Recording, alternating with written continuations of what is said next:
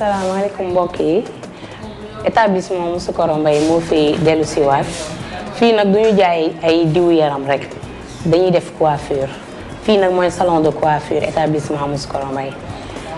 dañuy def ay coiffure de cérémonie ay coiffure de ville ay tresses américaines dañuy def traitement de cheveux aussi donc tey nag traitement de cheveux yi la ñu ñëwoon juste pour présenter leen ni ñuy defee traitement de cheveux yi ak suñu produit yi nga xamante ne moom la ñuy utiliser fii pour di def traitement de cheveux yi. ñu ngi leen di présenter nag suñu produit yi nga xamante ne bii nag mooy gamme Olivia bii diw bopp la c'est à base d'huile d'olive am na défrisage am aussi défrisage bi am sans soude la am na régular am na super pour super bi nga xam ne pour karaw yu dëgër yi la régular bi nga xam ne pour karaw yu oyof yi la. am na shampoing aussi ak démêlant shampoing am na démêlant yii yu ndaw yi la am nañ ci tam yu mag yu 4 litres de même que X21 bi tam bii défrisage la sans soude la tamit am na régular am na super te X21 bi am na shampoing yu ndaw am na démêlant yu ndaw. am na tamit yii nii pour sama mbokk coiffeuse yi nga xamante ne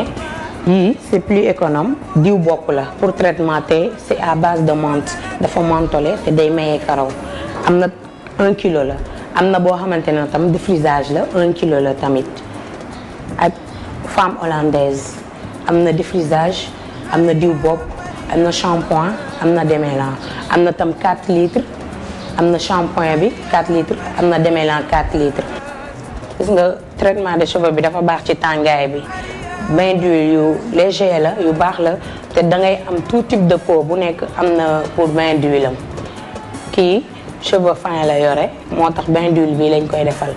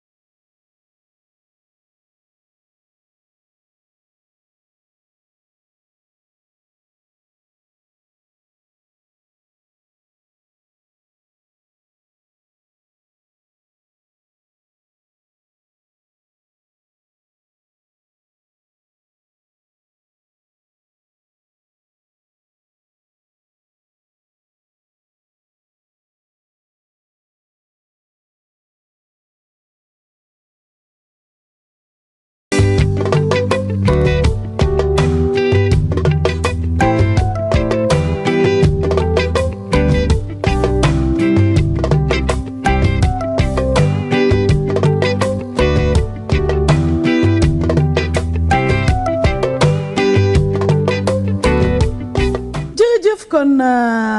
établissement Moussoukoro Mbaye moom tamit macha allah ci liggéey bu am solo bi nga xam ne mu ngi koy def jëmale ko ci askan wi caat dama lay joxe ci thème bi Alaaji def na ak fàttali luwaas bi ci réew mi lëmbee na réew mi amoon na benn woykat bu ko fay ay yeneen woykat yu bëri sax tellement luwaas dafa nekk problème yow tey ci ban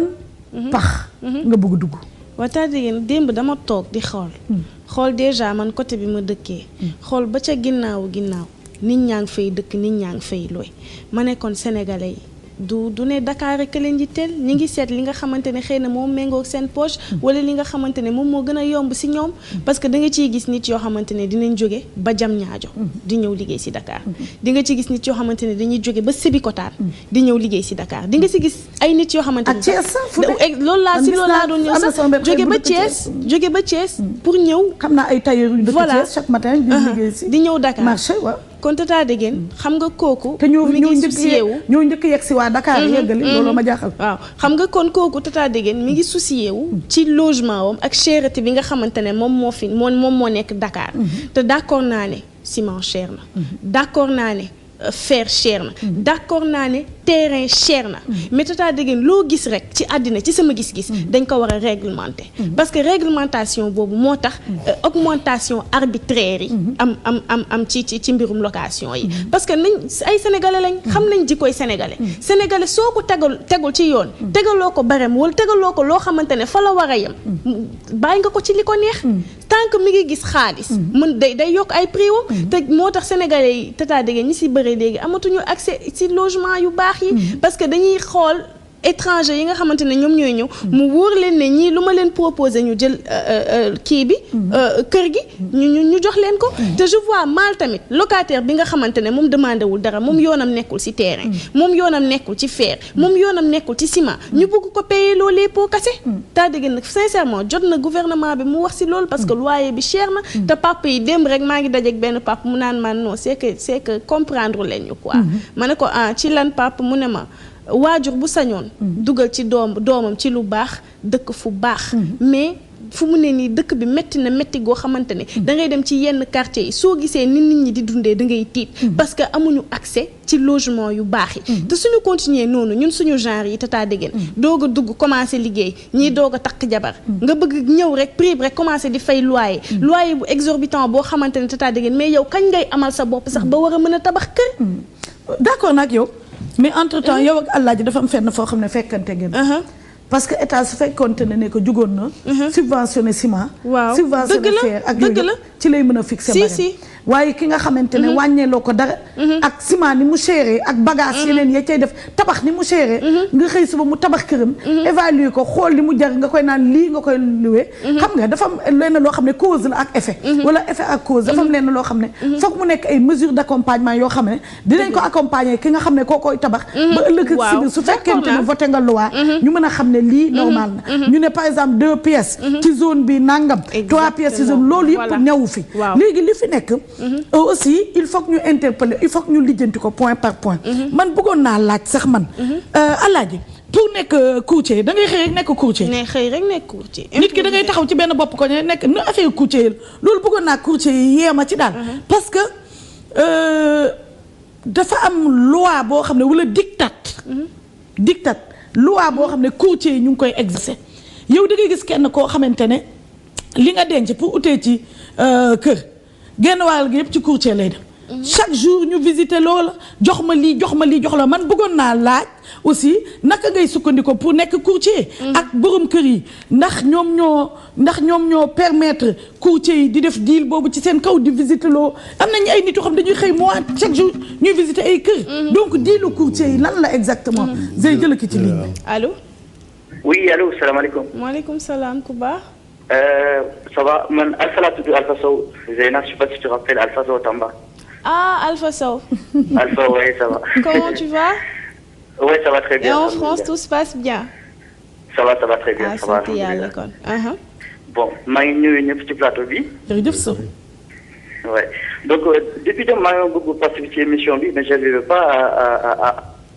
Je trouve en fait c'est un thème intéressant. Merci Alpha. Oui, en fait, ce que je voulais dire surtout, c'est que par rapport au loyer, je trouve qu'en fait, d'abord, moi je reviens Zeyna ci li nga wax depuis deux mois là en fait, que d'abord c'est l'État qui doit encadrer les loyers. Parce que à défaut de construire beaucoup de logements sociaux pour les familles modestes. Voilà Alpha. Voilà, donc à défaut État bi bu fekkee moom construire ay logements sociaux pour famille nga xam ne ñoom ñoom dañoo néew doole. dafa war a réglementer ni ñu koy waxee dafa war a réglementer en tout cas marché bi pour que Alpha Sow bu loué benn logement bu mu permettre jël di hypothéquer ci logement boobu c'est pas parce que famille X dafa soxla logement dëkkuwaay amu ko que yow t'es prêt à le louer à un prix exorbitant boo seetee ci dëkk yu mag yi par exemple comme France yi nga xam ne nit ñi am nañu revenu baa ngay jël benn studio bu 9 ou 10 mètres carrés nga koy loué dafa war a fekk ne logement bi nga koy loué warul dépasser ci réglementation commune bi yëpp ci dëkkuwaay bi yëpp mètre carré bi bu fekkee par exemple 6 euros lañ koy loué yow war a ko dépasser boo ko dépasser dina am ay sanctions yu dal ci kaw qui veut dire qu'en fait que dina am contrôle ci ginnaaw loolu c'est la première chose dëgg la voilà la deuxième chose en fait c'est par rapport aux conditions d'admission yow boo amee logement privé nga koy loué. ci yeneen dëkk yi nit ñi dañuy vérifier sa revenu di vérifier yenn yi mais Sénégal dans plusieurs pays africains d'ailleurs ñoom du ñuy jël def sa seet loolu te nit ñi en général amuñu ay revenus donc 70 ou 80% population bi amuñu ay revenus mensuels yu kii quoi donc c'est la débrouille donc c'est débrouille donc boo loué ce logement di hypothèque sans contrat de location ou bien sans en contrepartie ay revenus fiche de paye ou avec impôt ou xaw ma je sais pas quoi donc attends-toi qu'à un fin de mois ou à 2 échéances de fin de mois que sa locataire ne la aw ma lu ma la fayee voilà quoi bien vrai que man je comprends que quelqu'un nga xam ne dina jël bien am tabax ko comme ni ko tata bi waxee jënd ciment nu mu chéré que fer et cetera ak tout ce que cela va te coûter d'autant plus que boo jëlee benn crédit exorbitant en une banque nga war koo rembourser donc yow ci loyer bi nga xaar pour rembourser ko loolu métti na mais man j'impute la